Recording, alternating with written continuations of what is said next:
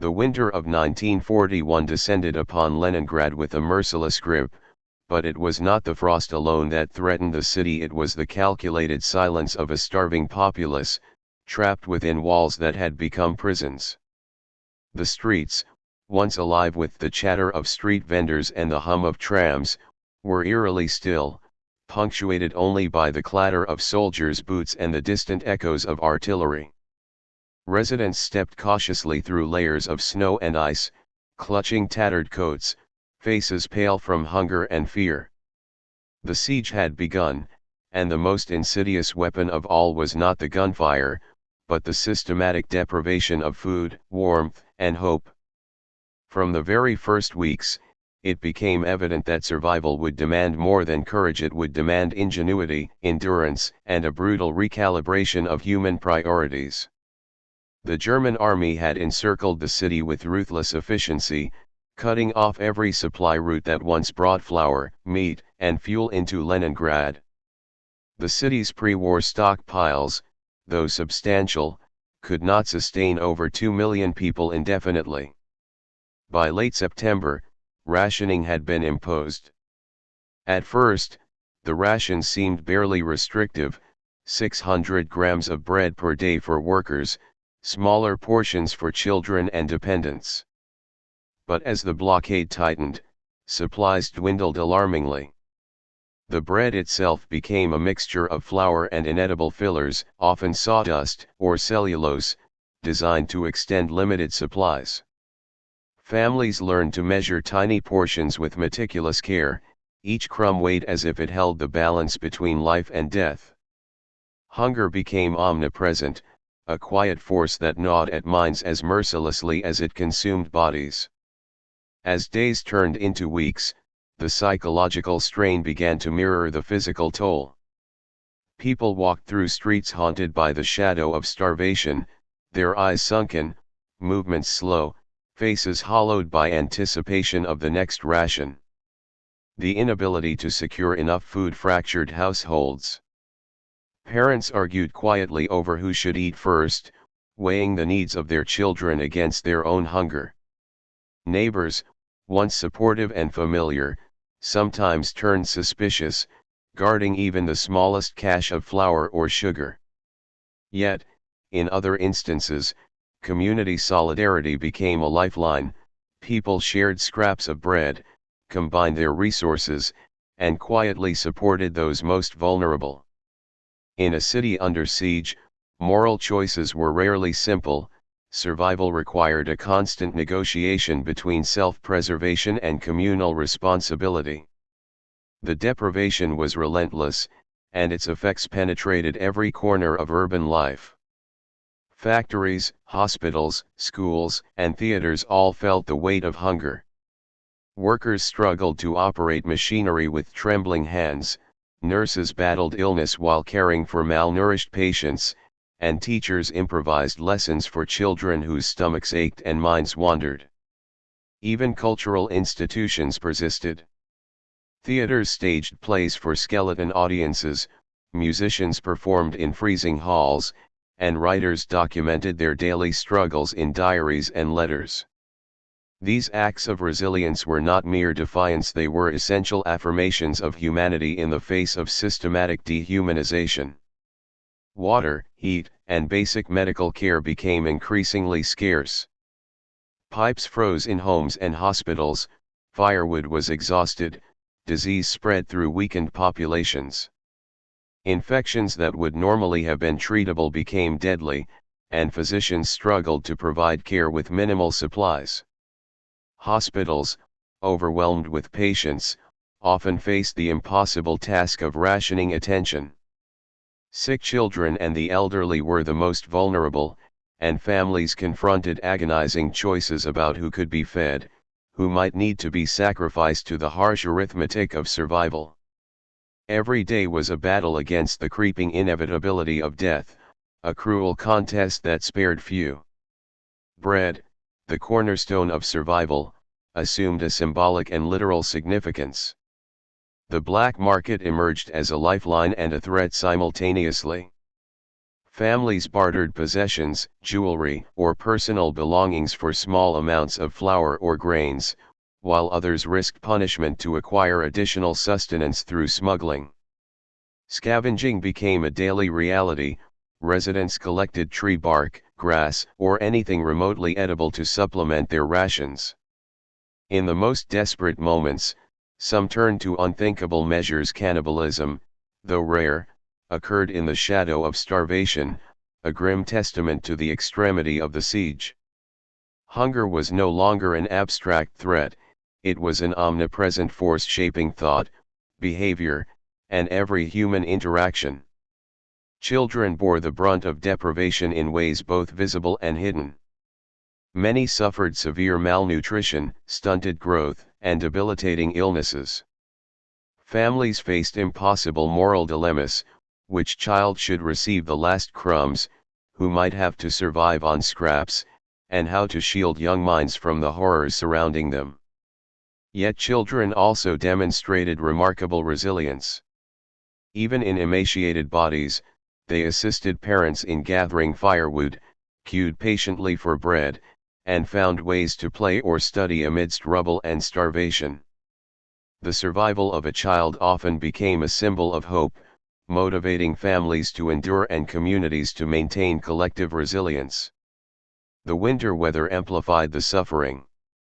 Bitter cold made it almost impossible to access limited food sources or travel to work. Frozen canals and roads impeded supply efforts, while artillery fire and bombing threatened any movement outside the city walls. Citizens burned books, furniture, and paper for warmth, improvising stoves and fires in cramped apartments.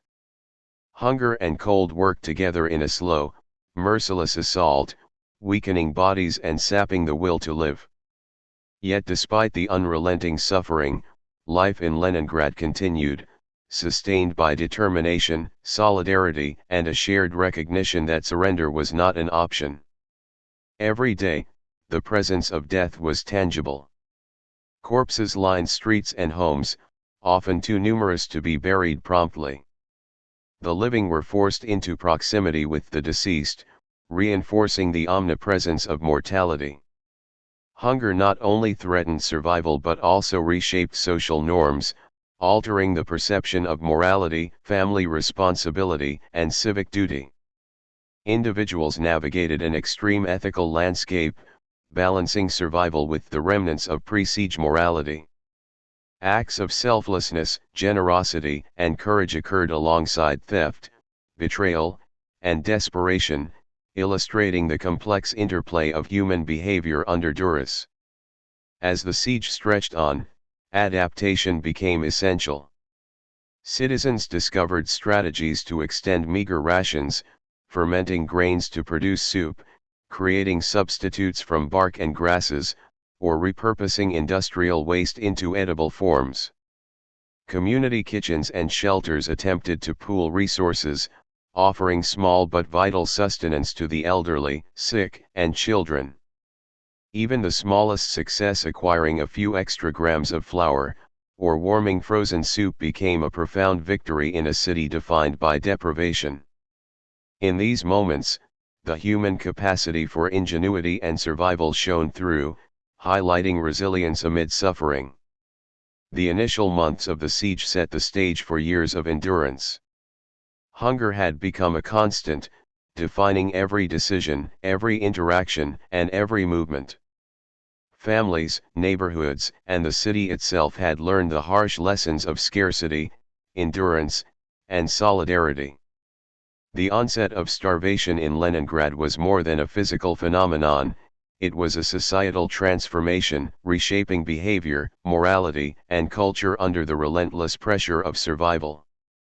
By the end of the first winter, the city had not yet broken, but the toll of hunger was evident in the emaciated bodies, hollow faces, and strained spirits of its residents. The human capacity to endure would continue to be tested in the months and years ahead, as the siege evolved from immediate deprivation to prolonged, grinding starvation. By the second winter of the blockade, the city of Leningrad had transformed into a stark testament to human ingenuity under unimaginable strain. Hunger was no longer an occasional threat, it was the defining feature of daily existence. The residents, once accustomed to bustling markets, cafes, and theaters, now navigated a landscape dominated by scarcity. Streets were lined with the skeletal remnants of life, buildings half frozen, and citizens whose emaciated forms reflected the intensity of deprivation. Yet within this bleak reality, people learned to adapt, creating systems of survival that were both creative and desperate, a grim dance of endurance in which every act, no matter how small, carried profound significance. The city's survival depended heavily on improvisation and resourcefulness. With conventional supplies cut off, residents scavenged tirelessly. Tree bark, nettles, and even the roots of shrubs became part of the diet, boiled into gritty soups that barely sustained life. Factory workers turned industrial byproducts such as starch residues or leftover grains from milling into edible, if unpalatable, rations. Households improvised stoves from bricks and metal scraps to boil these meager ingredients. Each innovation was a lifeline, a fragile thread connecting the population to continued existence. Even minor successes in food gathering sparked communal hope, reminding the people that adaptation could stave off despair, if only temporarily. The black market thrived under these extreme conditions, becoming an essential yet morally ambiguous survival tool. Citizens exchanged jewelry, clothing, or personal valuables for flour, sugar, or small portions of meat when available. Some negotiated with workers from supply trucks that had managed to cross the frozen Lake Ladoga, the lifeline that brought sporadic relief to the beleaguered city. Yet black market dealings carried immense risk. Discovery could mean arrest or execution. Despite the danger, participation was widespread. For many, it was the difference between survival and death. The city's informal economy was a stark reminder that necessity reshaped social norms, redefining legality, morality, and community trust in real time. Children's experiences under these conditions were particularly harrowing. Malnutrition was rampant, leaving them stunted, weak, and vulnerable to disease. Families faced impossible decisions, often prioritizing the youngest or the most physically resilient to receive meager rations. Despite this, children exhibited extraordinary adaptability. Some assisted parents in foraging for edible weeds and roots, while others learned to navigate the frozen streets to collect scrap wood or water. Schools, though operating intermittently, became a symbol of resilience. Teachers improvised lessons, using scraps of paper or pieces of chalk salvaged from destroyed classrooms. Even under extreme hunger, the pursuit of learning and normalcy persisted, a quiet rebellion against the siege's attempt to strip the city of its humanity. Community solidarity emerged as a critical survival mechanism. Families pooled limited resources, sharing bread, milk substitutes, and medicinal herbs. Neighborhood networks coordinated efforts to protect children and the elderly, ensuring that even those without families could receive minimal sustenance. In some cases, informal community kitchens were established, offering small portions of soup or tea. Volunteers braved the cold and hunger themselves to prepare these meals, understanding that collective survival depended on mutual support. The communal ethos stood in sharp contrast to the desperation and opportunism also present, highlighting the complexity of human behavior under extreme conditions. Beyond physical survival, citizens of Leningrad sought psychological sustenance. Cultural life, though diminished, persisted as a crucial morale booster. Performances, exhibitions, and clandestine concerts continued, often attended by only a handful of people but providing essential reminders of the world that existed beyond hunger and fear. Artists, writers, and musicians became chroniclers of life under siege, documenting not only deprivation but also courage, ingenuity, and moments of unexpected beauty. In these acts, Leningraders maintained a sense of identity and purpose, asserting that while hunger could take the body, it could not entirely consume the human spirit. Survival strategies extended to innovative ways of conserving energy. Residents minimized unnecessary movement, working and resting in shifts to preserve strength. Clothing was layered, patched, and reused to provide warmth, while communal fires in courtyards served multiple households simultaneously. Water collection required traversing frozen canals or melting ice from streets and roofs, tasks that demanded careful planning to avoid exhaustion or frostbite. Life became a series of calculated decisions, each aimed at extending survival even by a few hours or days.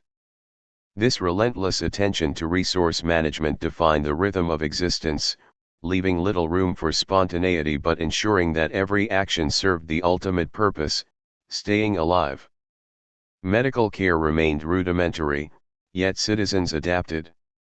Malnutrition and cold led to widespread illness, and with limited access to medicines or professional attention, people relied on home remedies and folk knowledge. Herbal treatments, warm compresses, and careful rationing of energy became vital strategies. Mothers, in particular, became both caregivers and improvised nurses, tending to sick children with minimal resources. In such conditions, every small act of care had profound consequences. Survival was not solely a matter of obtaining food, it depended equally on maintaining fragile health and preventing disease from spreading through the weakened population. Psychological resilience was equally critical. Leningraders developed mental strategies to endure prolonged stress and deprivation. Stories of heroic survival circulated, inspiring neighbors to persevere. Humor, storytelling, and even clandestine games provided temporary relief from the oppressive monotony of hunger and cold. People clung to routine simple acts like attending a community gathering, teaching a child to read, or cleaning a shared space, which reinforced a sense of normalcy amid chaos. The human mind became both a battlefield and a sanctuary, where hope and despair fought for dominance, often fluctuating within the same day. The winter months intensified the city's challenges, but so too did they offer unexpected opportunities for survival. The frozen Lake Ladoga allowed trucks to transport essential supplies, though the journey was treacherous. Drivers risked bombs, artillery fire, and cracking ice to deliver flour, canned goods, and occasionally evacuated children. Each delivery, no matter how small, sparked bursts of communal relief, allowing families to extend their limited rations and regain a modicum of strength. These crossings were acts of both courage and ingenuity, reflecting the broader theme of human adaptation in the face of systemic deprivation. By the second year of the siege, the citizens of Leningrad had learned to navigate hunger as a constant companion rather than an occasional crisis. They had developed networks, routines, and strategies to extend life and preserve community cohesion. The black market, scavenging, communal kitchens, and innovative cooking methods became lifelines. Children adapted, families sacrificed, and neighborhoods collaborated. Despite pervasive death and despair, the city demonstrated remarkable resilience. Survival was no longer a matter of chance alone, it was the result of continuous adaptation, resourcefulness, and unyielding human determination. The people of Leningrad were no longer simply enduring, they were actively resisting annihilation. Starvation had reshaped not just bodies, but minds, society, and culture. It demanded ingenuity, courage, and communal effort. Every day, each ration carefully stretched, every act of mutual aid, every improvised meal represented a small victory over a blockade designed to destroy the city. In these moments, survival became a testament not only to human endurance but to the enduring strength of collective spirit, a story that would echo long after the siege itself had ended. The relentless advance of starvation in Leningrad transformed not only bodies but minds, and its shadow fell over every corner of society. By the third year of the siege, hunger had become an omnipresent force, shaping not only the daily routines of citizens but also the ethical and psychological fabric of the city. Those who survived the initial winters now confronted the deeper consequences of prolonged deprivation. Malnutrition had weakened immune systems, leaving individuals susceptible to disease. Cold, exhaustion, and insufficient calories combined into a lethal triad, and the human body, once resilient, began to fail in ways that were both gradual and shocking. Hospitals, overwhelmed with patients suffering from frostbite, scurvy, and infections, became grim theaters of survival. Medical staff improvised, performing rudimentary procedures with minimal equipment, while families brought what supplies they could scavenge to aid loved ones. Every death was a reminder of the siege's severity, and every life preserved a testament to human endurance. The psychological toll of starvation was equally devastating. People experienced profound anxiety, depression, and hallucinations born of prolonged hunger. Families faced impossible moral decisions, deciding which children would receive the limited rations, whether to share scarce food with neighbors, or how to prioritize survival when every choice carried fatal consequences. Acts of self-sacrifice became commonplace, yet equally, acts of desperation and theft occurred. The siege blurred the lines between morality and necessity, creating ethical dilemmas that would haunt survivors for years. Individuals who had once been upright citizens were pushed into extreme circumstances, revealing the fragile interplay between societal norms and the raw instinct to survive. In many cases, these decisions left lasting psychological scars, generating guilt, trauma, and complex emotions that persisted well beyond liberation. Children, once somewhat shielded from the full horror of deprivation, were now among the most visibly affected. Malnutrition led to stunted growth, cognitive delays, and severe vulnerability to illness. Orphans and abandoned children fared even worse, forced to rely on the mercy of neighbors or the sparse resources of orphanages struggling to maintain operations. Despite these challenges, many children demonstrated extraordinary resilience. They learned to identify edible plants, navigate treacherous streets, and contribute to the family's survival. Small acts like sharing a fragment of bread or assisting a parent in gathering firewood became critical components of endurance. Childhood itself was transformed into a survival education, a harsh training ground that shaped an entire generation under siege conditions. The social fabric of Leningrad underwent profound changes under the pressure of prolonged starvation. Neighborhoods oscillated between solidarity and suspicion. On one hand, communal kitchens, shared rations, and mutual aid networks fostered cooperation. On the other hand, hunger bred envy, theft, and sometimes violent disputes over scarce resources. People monitored one another closely, guarding even the smallest amounts of food, while at the same time secretly assisting the weakest members of their community. Informal systems of trust emerged, often based on long-standing relationships, personal reputation, or shared hardship. In this environment, social norms were both challenged and reinforced, and the human capacity for empathy persisted alongside acts of desperation. Mortality rates surged. Corpses often remained in apartments for days before removal, as municipal services were overwhelmed and resources scarce. The omnipresence of death affected daily behavior, instilling a constant awareness of fragility. Families learned to ration not only food but also emotional energy, balancing grief with the necessity of continuing to function.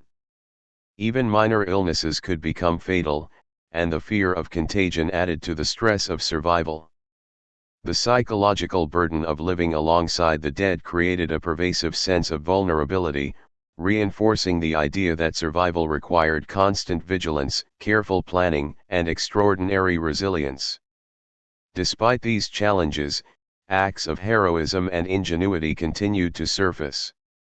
Some citizens risked their lives to secure supplies across frozen Lake Ladoga or to maintain essential services within the city. Teachers, artists, and doctors demonstrated unwavering dedication to their communities, performing vital roles despite their own deprivation. These actions were more than survival strategies, they were affirmations of human dignity in the face of deliberate annihilation. People celebrated small victories: an extra portion of bread, a warm fire, the safe return of a family member as symbols of resistance against the siege. Each success reinforced morale and helped sustain the collective will to endure, even as death and suffering remained omnipresent. Starvation reshaped traditional gender roles as well. Women frequently became primary breadwinners and providers, taking on tasks previously assigned to men who were either conscripted or incapacitated. Men, in turn, engaged in scavenging, construction, and other dangerous work outside the home. Elderly citizens, despite their frailty, contributed by assisting neighbors, supervising children, or performing light labor within apartments. This reconfiguration of social roles was both pragmatic and transformative, reflecting the necessity of leveraging every available resource and skill to maintain survival. The human body, however adaptable, eventually reached physical limits. Emaciated individuals exhibited severe muscle wasting, swollen limbs due to protein deficiency, and organ failure from prolonged malnutrition. Common illnesses became life-threatening, and minor injuries often led to fatal infections. Psychological resilience could prolong life for a time, but the physical consequences of starvation were inescapable. Leningraders witnessed death not only in neighbors but in themselves, their bodies betraying them despite their determination to survive. Survival was thus a constant negotiation between mind and body, willpower and physical vulnerability. As the siege dragged into its third year, the population developed coping mechanisms that blurred the line between endurance and adaptation to trauma. Families created strict routines around meals and energy conservation. Communities established informal rules for sharing scarce resources. Children took on responsibilities far beyond their years, internalizing lessons of survival, improvisation, and vigilance. Art, literature, and even clandestine entertainment became essential psychological outlets, helping citizens maintain a sense of identity and purpose. In every corner of the city, whether in crowded apartments, makeshift shelters, or along the frozen streets, life persisted through creativity, solidarity, and relentless determination. The Siege of Leningrad, at its most intense, revealed the extremity of human resilience and the costs of prolonged deprivation. Starvation stripped away superficial comforts, exposing both the fragility and strength of human nature. It tested the limits of morality, endurance, and creativity. Some lives were extinguished, leaving empty apartments and silent streets. Others were preserved through courage, ingenuity, and the unwavering desire to continue. In this crucible, humanity was laid bare. The city's residents demonstrated that survival is more than the sum of physical sustenance. It is the product of collective effort, psychological endurance, and the ability to find meaning even in suffering. By the end of this phase of the siege, Leningrad had become a city transformed. Its population bore the scars of malnutrition, psychological trauma, and social upheaval, yet it also displayed extraordinary resilience. People had endured death, deprivation, and despair on a scale rarely witnessed in human history. The physical and psychological costs were immense, but they were balanced by a stubborn persistence that refused to surrender to annihilation.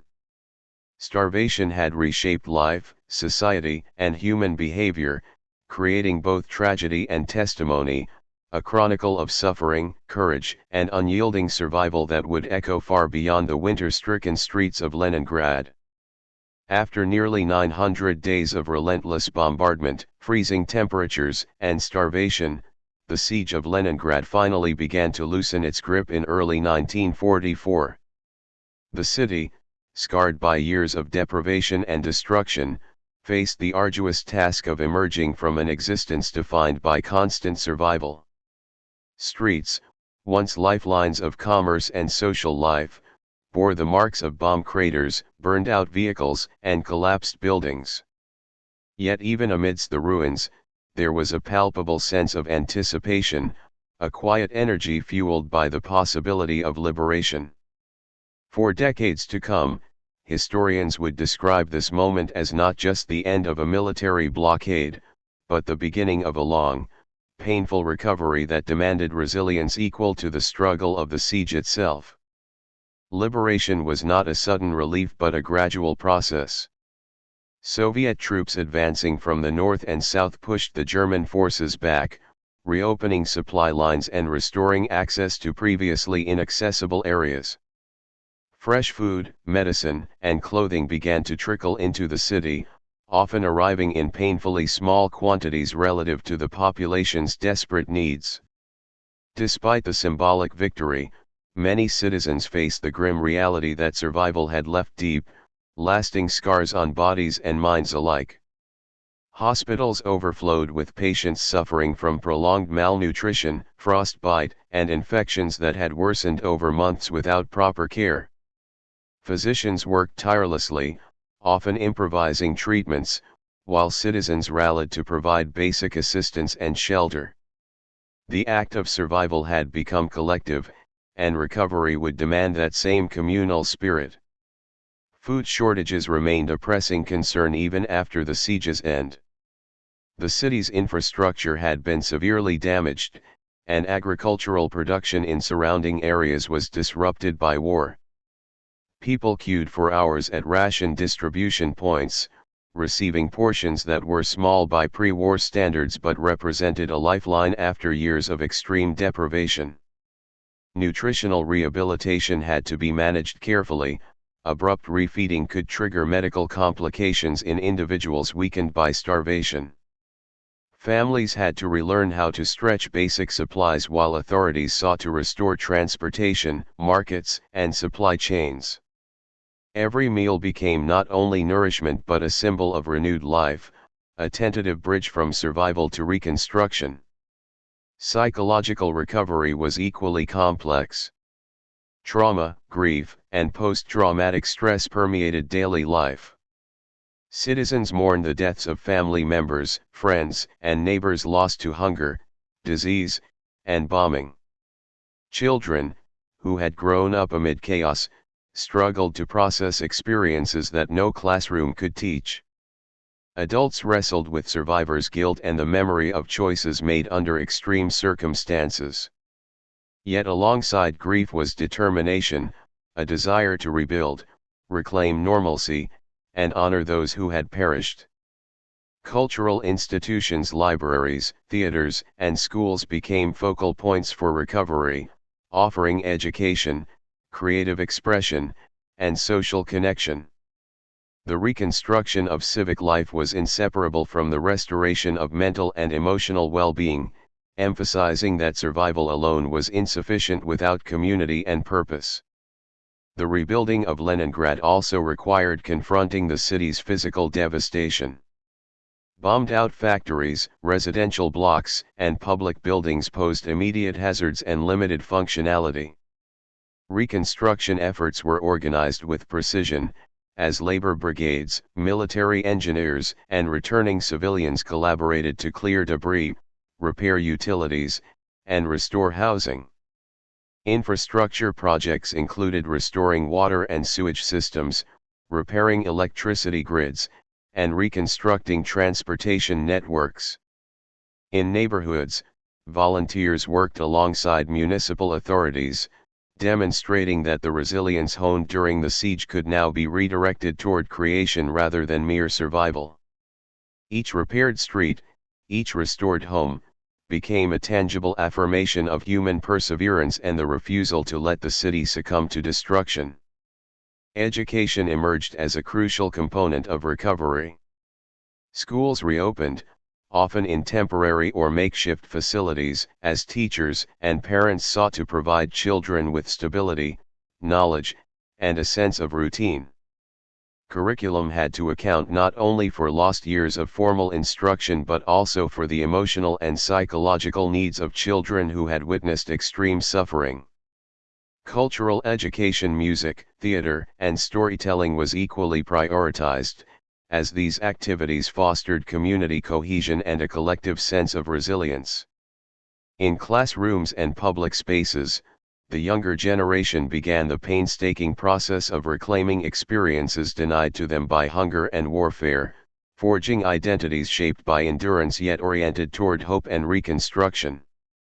The post-siege period also revealed enduring social shifts. Traditional roles and hierarchies had been altered by the pressures of survival. Women, who had carried households and maintained essential functions during the blockade, retained leadership positions in families, workplaces, and civic initiatives. Men, having participated in defense, supply, and reconstruction, adapted to collaborative labor models with women and youth. Older citizens, previously marginalized, contributed actively to recovery, offering skills, guidance, and memory that grounded the community. The city's population had been reshaped by necessity, and these social adjustments continued to influence urban life long after the immediate crisis passed. Yet, even amid reconstruction, the scars of the siege remained visible. The human toll was staggering, hundreds of thousands had died, and those who survived bore lifelong physical and psychological impairments. Buildings and neighborhoods showed evidence of bombardment, and city records documented the staggering loss of property, industry, and cultural heritage. Commemorations and memorials began to emerge almost immediately, reflecting the city's desire to honor those lost and preserve the memory of endurance for future generations. Collective remembrance served multiple purposes. It offered a form of mourning, provided historical documentation, and reinforced civic identity rooted in resilience and shared suffering. Economic recovery progressed gradually. Factories, mills, and workshops reopened, often using machinery salvaged from ruins or transported from less damaged regions. Trade resumed cautiously, and supply chains were rebuilt to accommodate both essential goods and reconstruction materials. Markets became vital hubs not only for commerce but also for social interaction, signaling a return to communal life beyond survival. These efforts, though painstaking, signified a shift from existence dictated by hunger to one increasingly defined by choice, creativity, and community rebuilding. Each economic revival, no matter how modest, reinforced the city's trajectory from devastation toward renewal. The long-term legacy of the siege extended beyond physical and economic recovery. It became a symbol of human endurance, a case study in resilience under extreme deprivation, and a source of national pride. Leningrad's story was disseminated through literature, photography, and testimony, offering lessons on the limits of human suffering and the capacity for solidarity. Survivors shared first-hand accounts, documenting both the horrors of starvation and the small, everyday acts of courage that enabled survival. These narratives ensured that the siege would not be remembered solely for loss, but also as a testament to the collective strength, ingenuity, and determination of its citizens. By the end of 1944, Leningrad had survived what many thought impossible. The city stood battered but unbroken, a monument to human endurance under conditions of extreme adversity. Recovery was ongoing, shaped by the physical rebuilding of infrastructure, the restoration of social and cultural life, and the psychological rehabilitation of a population scarred by years of starvation and siege. Leningrad's survival was a profound statement. While war and hunger could destroy homes and take lives, they could not extinguish the human capacity for resilience, innovation, and hope. The legacy of the siege would endure, a cautionary tale and a tribute to the spirit that allowed a city to endure the unendurable and emerge, finally, toward the possibility of life renewed.